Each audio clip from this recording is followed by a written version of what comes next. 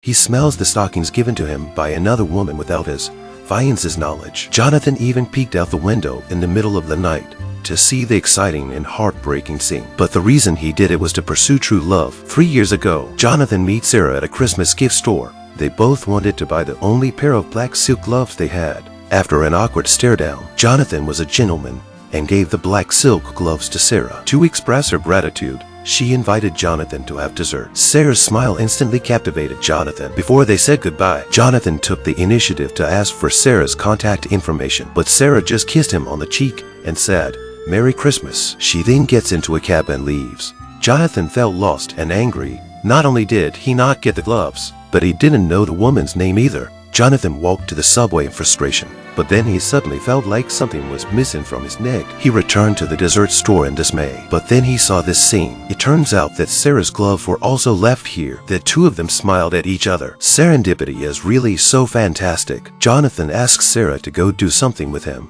Sarah said she would do whatever she wanted, but Jonathan is not that kind of person. They went to the ice rink and had a great time telling each other stories. Sarah accidentally fell on the ice. Jonathan was distressed. He even treated her wound himself. Jonathan said that the freckles on Sarah's arm looked like a fairy constellation. Then he took out a pen and drew the constellations while telling the story. Snowflakes fell on Sarah's hair. Jonathan gently brushed them away. An ambiguous atmosphere began to spread. Jonathan slowly approached, but he only kissed Sarah's arm as a gentleman. When they said goodbye again, Sarah left her name and phone number. Jonathan was overjoyed, but then a car sped by. Sarah's note was blown away by the wind. Jonathan was anxiously begging her to write again, but Sarah felt that it was fate and refused Jonathan's request. Jonathan wouldn't give up and chased after her. Sarah couldn't stand it, so she pulled out a bill and asked Jonathan to write his name and number on the bill. But the next moment, Sarah turned around and ran to the stall and spent the money. She said, "When the bill is back in my hand again, I'll call you."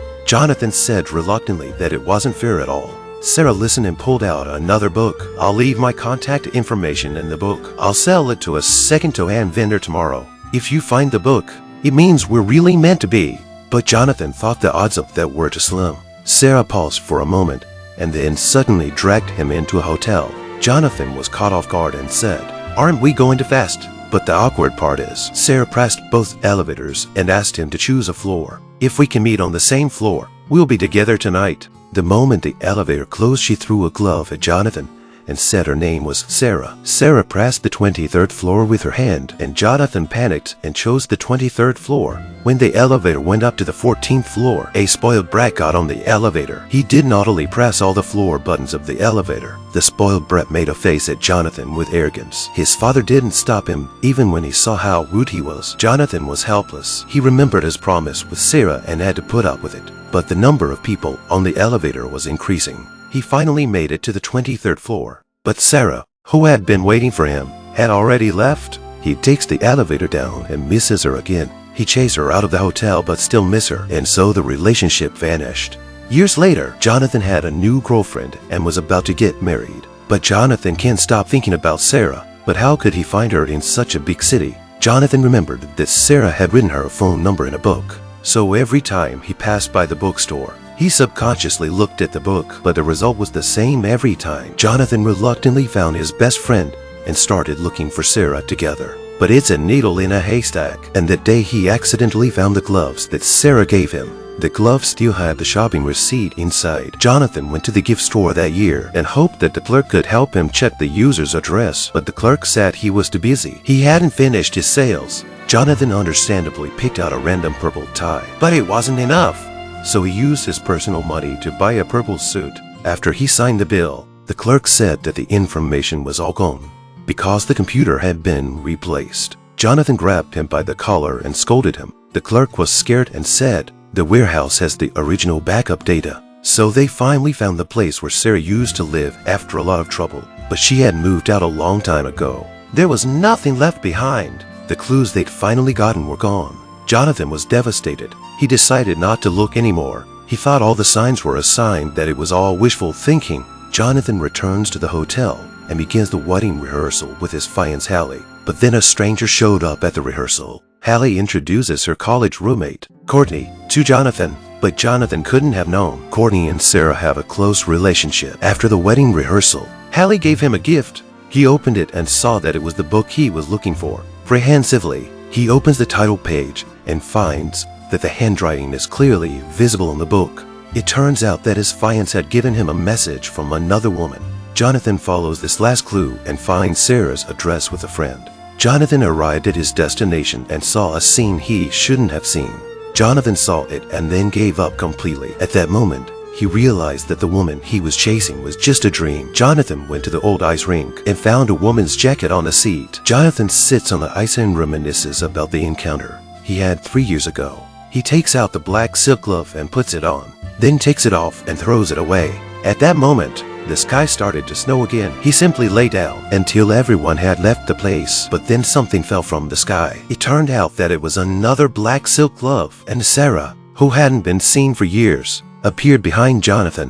What the hell is going on here? Jonathan pressed the gum he had been chewing for 7 days onto the back of a chair. 901 days later, the gum happened to be on Sarah's hand, but that was just the beginning of their relationship. When they met 3 years ago, Jonathan wrote his contact information on a bill, but Sarah spent the money right away. She promised that if the bill came back to her, she would call him, because that's what serendipity is. A few years went by. Sarah has a new boyfriend, but she still thinks about this serendipity from time to time. It turns out that Sarah's boyfriend is very romantic on the surface, but he never cared about Sarah's feelings. His new engagement ring didn't fit her at all, but he still tried to shove her hand into the ring. He gave up his planned honeymoon for his job. In the rain, Sarah saw the movie posters on the wall and remembered Jonathan from 3 years ago.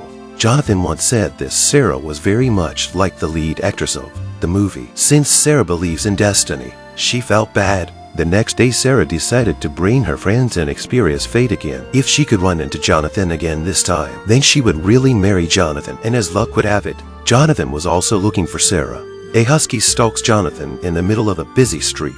He turned around and tripped the clown handing out flyers next to Sarah, and Sarah happens to find Jonathan's name on the flyer. She saw a familiar figure at Jonathan's workplace. Frustrated, Sarah sat on a bench. She reached out and touched Jonathan's gum standing on the back of the chair. She had just gotten into a cab. Jonathan appeared right behind her. Fate seems to be playing tricks on them. Courtney urged Sarah to accept the truth. But just as they were leaving, Courtney was about to pull out a piece of change. The rest of the money is for the tip. The bill that was slipped into the wallet was the same one that had Jonathan's contact information on it. Will Sarah find the bill? Courtney runs into her college roommate, Hallie, outside the hotel elevator. Hallie warmly invites them to the wedding rehearsal, and Sarah has to go upstairs to call her boyfriend. But she didn't know that Hallie was Jonathan's girlfriend. They just missed seeing each other again. Sarah came upstairs to find her boyfriend looking for her. They went to the park. She told him the story of the horoscope. She took off her jacket and threw it on a bench.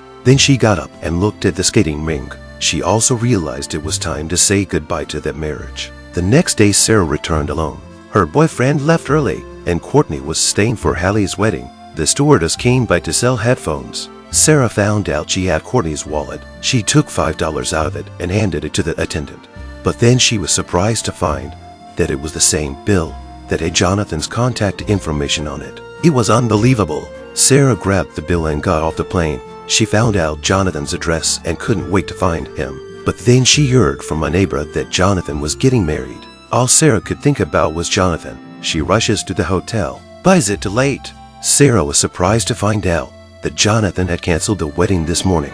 The sky was filled with snowflakes. Jonathan, who had canceled the wedding, was pillowed on the jacket he had just found on the bench. He was lying alone on the ice, and then a black silk glove fell from the sky. That's right, it was thrown by Sarah. They were lucky to meet again after a long time apart. It's the same woman, the same ice rink, but the difference was, this time, fate had tied them together.